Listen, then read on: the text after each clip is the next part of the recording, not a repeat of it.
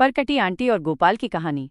ये कहानी 1980 के दशक की है। कॉलोनी में एक विधवा महिला थीं जिनके चर्चे हर जुबान पर थे। पति रेलवे में थे। उनके गुजर जाने के बाद रेलवे ने उन्हें एक छोटी सी नौकरी दे दी थी। वो बिंदी के सिवाय सब कुछ लगाकर रखती थीं और उनका श्रृंगार ऐसा होता था कि लोग अचंभित रह जाते थे। उनका एक बेटा भी था जो 9वीं कक्षा में था। उनके जलवे निराले थे। उस दौर में भी वो बॉय कटिंग रखती थीं, जिस वजह से कॉलोनी की सभी आंटियां उन्हें परकटी कहकर पुकारती थीं। उसी समय गोपाल नाम का एक लड़का नया नया जवान हुआ था। अभी 16 साल का ही था, लेकिन उसने घर बसाने के सपने देखने शुरू कर दिए थे। गोपाल का आधा दिन आईने के सामने गुजरता था और बाकी आधा परकटी आंटी की गली के चक्कर काटने में। उसका नवयुवक मस्तिष्क इस बात पर ध्यान नहीं देता था कि समाज क्या कहेगा, या अगर उसके दिल की बात किसी को मालूम हो गई तो क्या होगा। उसे किसी की परवाह नहीं थी। परकटी आंटी को दिन में एक बार देखना उसका जुनून बन गया था। एक दिन अच्छी बारिश हुई थी। गोपाल स्कूल से लौट रहा था। साइकिल पर सपनों में खोया हुआ उसे पता ही नहीं चला कि अगले मोड़ पर कीचड़ की वजह से कितनी फिसलन थी। अगले ही क्षण जैसे ही वो मुड़ा, साइकिल फिसल गई और गोपाल गिर गया। उसी वक्त सामने से आ रहे स्कूटर ने भी उसे टक्कर मार दी। गोपाल का सर मानो खुल गया हो। खून का फव्वारा फूट पड़ा। गोपाल दर्द से ज्यादा इस घटना के झटके से स्तब्ध था। वो गुमसुम सा हो गया। भीड़ में से कोई भी उसकी सहायता के लिए आगे नहीं आ रहा था। खून लगातार बह रहा था।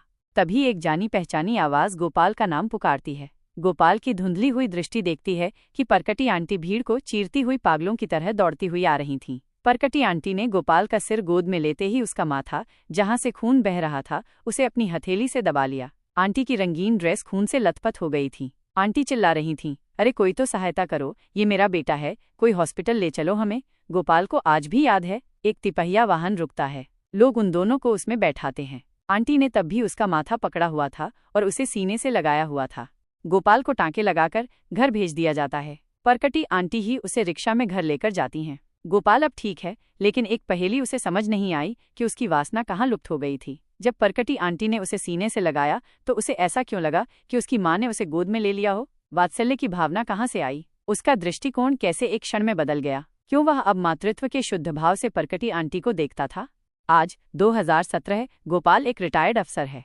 समय बिताने के लिए वो कम्युनिटी पार्क में जाता है। वहां बैठा वो आज सुंदर औरतों को पार्क में व्यायाम करते देखकर मुस्कुराता है, क्योंकि उसने एक बड़ी पहेली बचपन में ही हल कर ली थी। वो आज जानता है, मानता है और कई लेख भी लिख चुका है कि महिलाओं का मूल भाव मातृत्व का है। वो चाहे कितनी भी अप्सरा सी दिखें, दिल से हर महिला एक माँ है। वो माँ सिर्फ अपने बच्चे के लिए ही नहीं है, वो हर एक लाचार में अपनी औलाद को देखती है। दुनिया के हर छोटे मोटे दुख को एक महिला 10 गुना महसूस करती है, क्योंकि वो स्वतः ही कल्पना कर बैठती है कि अगर ये मेरे बेटे या बेटी के साथ हो जाता तो। इस कल्पना मात्र से ही उसकी रूह सिहर उठती है। वो रो पड़ती है और दुनिया को लगता है कि महिला कमजोर है। गोपाल मुस्कुराता है, मन ही मन कहता है कि हे विश्व के भ्रमित मर्दों, औरत दिल से कमजोर नहीं होती, वो तो बस माँ होती है।